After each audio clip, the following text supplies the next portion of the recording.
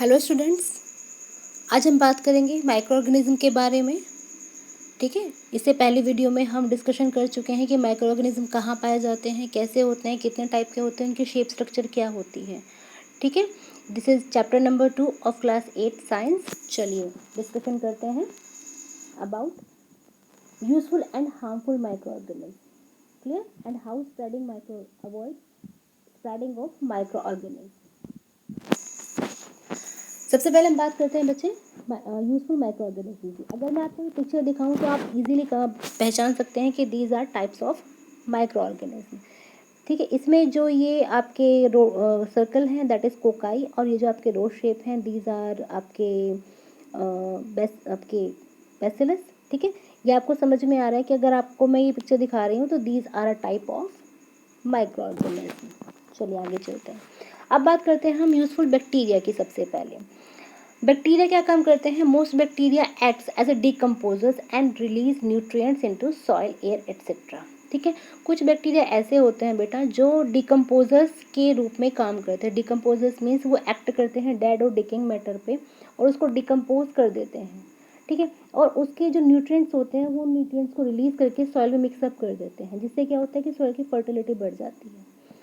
Second one, एक bacteria है जो आप पढ़ते आ रहे हैं आई थिंक क्लास 5-6 से, दैट इज राइजोबियम, जो कि आपकी लेग्यूमिनस प्लांट में पाया जाता है, उसकी रूट्स में पाया जाता है, नोट्स में। और उसका काम क्या होता है कि वो एटमॉस्फेरिक नाइट्रोजन को फिक्स कर देता है इन प्लांट्स की रूट्स में, क्योंकि नाइट्रोजन जो प्लांट होते हैं वो डायरेक्टली एनवायरनमेंट से इनटेक नहीं कर पाते हैं, तो ये बैक्टीरिया नाइट्रोजन को, एटमॉस्फेरिक नाइट्रोजन को रूट्स में नाइट्रेट के रूप में कन्वर्ट कर देता है और ये नाइट्रेट के फॉर्म में प्लांट्स को एब्जॉर्ब कर ली जाती है। ठीक है, इससे क्या होता है कि ये जो सॉइल की फर्टिलिटी है उसको भी इंक्रीज करते हैं। जो पिक्चर आप देख रहे हैं ना, इसमें ये जो आपको नोड्यूल्स दिखाई दे रहे हैं ये लेग्यूमिनस प्लांट में होते हैं और इसी के अंदर राइजोबियम बैक्टीरिया होता है। क्लियर? आई थिंक आपको बैक्टीरिया के बारे में समझ में आ गया होगा कि ये डिकम्पोजर्स के ऊपर एक्ट करते हैं, नाइट्रोजन को फिक्स करने का भी काम करते हैं और डेड और डिकिंग मैटर पे काम करने के बाद उसमें से न्यूट्रिएंट्स को रिलीज करते हैं और सॉइल की फर्टिलिटी को इंक्रीज करते हैं। चलिए, कुछ बैक्टीरिया ऐसे हैं जो सीवेज में अपने आप से प्रोड्यूस हो जाते हैं, अपने आप से पैदा हो जाते हैं और वो हेल्प करते हैं फिर बायोगैस, है ना, बायोगैस आपने सुना है, बायोगैस एज अ फ्यूल इस्तेमाल की जाती है। तो बायोगैस में वो बैक्टीरिया अपने आप से जो मटेरियल होता है, डेड और डिकिंग मटेरियल होता है, वहाँ पे जो वेस्ट मटेरियल होता है उसके ऊपर एक्टिंग करते हैं एंड एक्ट करने के बाद उसको वो कन्वर्ट कर देते हैं एज अ बायोगैस और उसको बायोगैस को हम फ्यूल के रूप में इस्तेमाल करते हैं। सेकेंड वन, कुछ हर्बीवोर्स के अंदर आपको बताया मैं था आपको कि बेटा जो जानवर हैं वो घास खाते हैं, घास में जो प्लांट सेल होती है वो कहाँ किस चीज़ की कवर अप होती है? That is made up of cellulose. ठीक है, वो सेलुलोज की बनी हुई होती है और जो ये सेलुलोज होता है बेटा it is very complex carbohydrate, ये बहुत ही कॉम्प्लेक्स कार्बोहाइड्रेट होता है और ह्यूमंस हम लोग इस कार्बोहाइड्रेट को डाइजेस्ट नहीं कर पाते हैं। ठीक है, लेकिन जो एनिमल्स हैं वो एनिमल्स ईजिली ग्रास को ईटअप कर लेते हैं, ईजिली उसको डाइजेस्ट भी कर लेते हैं, वो कर पाते हैं क्योंकि उनके स्टमक में सेलुलोज को डाइजेस्ट करने वाले बैक्टीरिया पाया जाता है। ठीक है, उनके जो स्टमक है उसमें सेलुलोज को डाइजेस्ट करने वाला बैक्टीरिया पाया जाता है, इसकी वजह से वो इजीली प्लांट प्रोडक्ट को जो घास होती है उसको इजीली डाइजेस्ट कर लेते हैं। तो ये जो बैक्टीरिया है, ये माइक्रो ऑर्गेनिज्म है, ये हेल्प करता है हर्बीवोर्स एनिमल्स को सेलुलोज के डाइजेशन में भी। क्लियर? चलिए आगे चलते हैं। कुछ बैक्टीरिया हेल्प करते हैं एंटीबायोटिक्स बनाने में। ठीक है, जैसे कि पेनिसिलिन हो गया आपका। अब एंटीबायोटिक्स क्या होते हैं? मान लीजिए आपकी बॉडी में कोई पैरासाइट, कोई भी आपका जो डिजीज़ है वो कॉज हो गया, तो डॉक्टर क्या करता है? डॉक्टर आपको एंटीबायोटिक्स देता है। ठीक है, तो एंटीबायोटिक्स किससे बने हुए होते हैं? एंटीबायोटिक्स में भी कुछ माइक्रो ऑर्गेनिज्म को ऐड किया जाता है, उन माइक्रो ऑर्गेनिज्म से एंटीबायोटिक्स बनती हैं। ठीक है, तो जो एंटीबायोटिक्स हैं वो आपके उसमें भी माइक्रो ऑर्गेनिज्म का अपना एक रोल होता है। दूसरा है कुछ बैक्टीरिया हेल्प करते हैं आपके जो फूड प्रोडक्ट हैं उनको बनाने में, जैसे कि आपका विनेगर हो गया, विनेगर यानी कि सिरका जो हम लोग फूड में भी कंज्यूम करते हैं, और एथेनॉल हो गया, एथेनॉल हो गया। ठीक है ना, तो कुछ बैक्टीरियाज ऐसे भी होते हैं जिनको हम एज अ फूड बनाने में, फूड प्रोडक्ट बनाने में यूज़ करते हैं। क्लियर? जैसे कि विनेगर, एथेनॉल आप पिक्चर में देख भी पा रहे हैं। ठीक है, चलिए आगे चलते हैं। कुछ बैक्टीरिया ऐसे होते हैं बेटा कि जो लेदर को टैनिंग करने का भी काम करते हैं। कुछ बैक्टीरिया ऐसे होते हैं जो रिसर्च के रूप में इस्तेमाल किए जाते हैं। मीन्स जो बैक्टीरिया है वो भी एक बहुत अहम रोल प्ले करते हैं रिसर्चर्स के लिए, है ना। उनके पास बहुत ज़्यादा इस तरह की क्वालिटीज़ हैं कि उनमें रिसर्चर्स लगे रहते हैं कि कुछ नया इन्वेंशन करें, ठीक है। तो कुछ बैक्टीरिया रिसर्चर टूल्स के रूप में भी इस्तेमाल किए जाते हैं। चलिए आगे चलते हैं। कुछ बैक्टीरियाज आपके कर्ड फॉर्मेशन में भी इस्तेमाल किए जाते हैं। आपको पता है दही जब बनाते हैं तो दही कैसे बनती है? दूध से। आपकी मम्मा जब दही जमाती होंगी आपने देखा भी होगा कि पहले वो दूध को वार्म करती हैं, ल्यूक वार्म गर्म करती हैं गुनगुना सा, फिर उसके अंदर वो उसको दही को मिक्स करती हैं और उसके बाद उसको वो वार्म कंडीशन में रख देती हैं, है ना। तो उसमें क्या होता है, जो दही है बेटा, दही में एक बैक्टीरिया होता है दैट इज लैक्टोबैसिलस, ठीक है।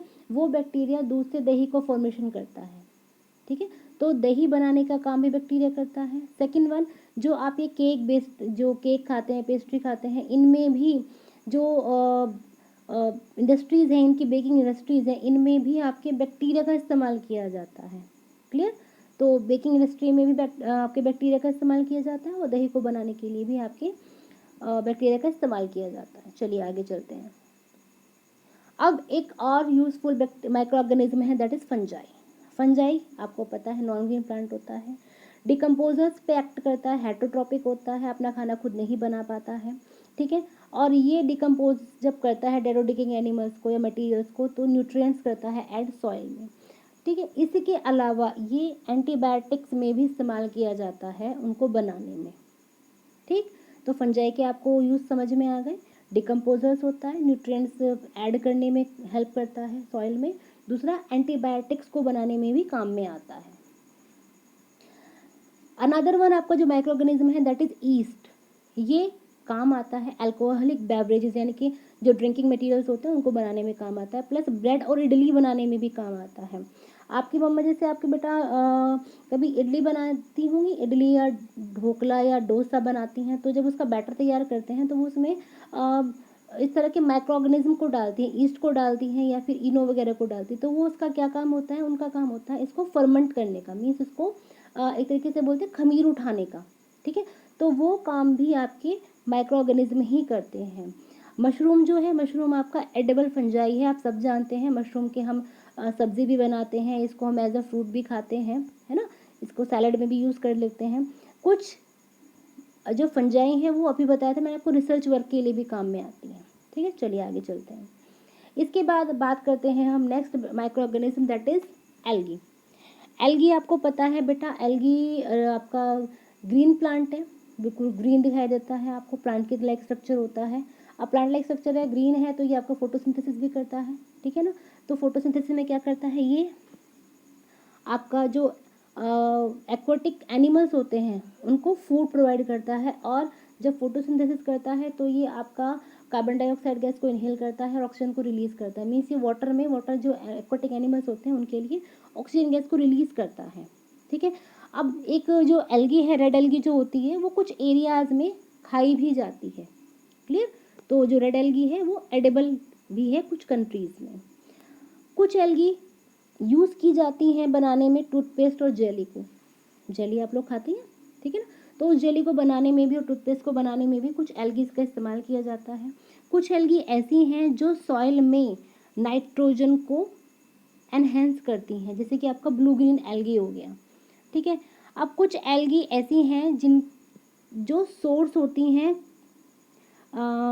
कुछ एक तरीके से समझ लीजिए आप न्यूट्रिएंट्स की, वाइटामिन्स की, जैसे कि आयोडीन हो गया, पोटाश हो गया। अब इस पिक्चर में आप देख रहे हैं कि ये एल्गी है, जो ग्रीन कलर की आपको पिक्चर दिखाई दे रही है कि एल्गी का फॉर्म है। तो अगर आप इस तरह की स्ट्रक्चर देखें तो समझ जाए कि एल्गी है, ठीक है, ग्रीन एल्गी। चलिए आगे चलते हैं। अब बात करते हैं हम हार्मफुल माइक्रो ऑर्गेनिज्म के बारे में।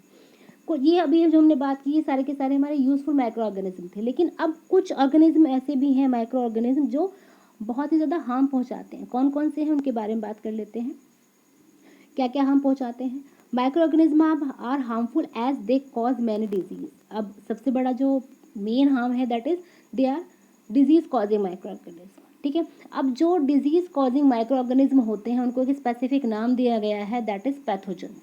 ठीक है, तो पैथोजेंस क्या हो गए, वो डिजीज़ कॉजिंग माइक्रो ऑर्गेनिज्म हो गई। ये आपको पिक्चर में दिखाई भी दे रहे हैं। There are 2 types of micro organism, एक आपके रोड शेप है, दूसरा आपका वायरस है। क्लियर, चलिए आगे चलते हैं। तो बैक्टीरिया हो गया रोड शेप और ये आपका वायरस हो गया। चलिए आगे चलते हैं। अब डिजीज़ की अगर हम बात करें कि माइक्रो ऑर्गेनिज्म डिजीज़ कॉज करते हैं तो कितने कौन कौन से टाइप की डिजीज़ होती है। एक होती है कम्युनिकेबल, एक होती है आपकी नॉन कम्युनिकेबल। कम्युनिकेबल डिजीज़ कौन सी होती है, वो डिजीज़ जो स्प्रेड आउट होती है, ठीक है, एक पर्सन से दूसरे पर्सन को स्प्रेड आउट होती है। और नॉन कम्युनिकेबल कौन सी होती है, नॉन कम्युनिकेबल वो डिजीज़ होती हैं जो एक पर्सन से दूसरे पर्सन को स्प्रेड आउट नहीं होती हैं।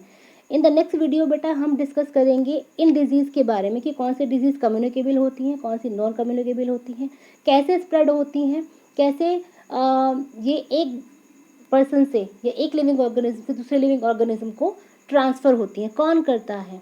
ठीक है, सो फॉर नाउ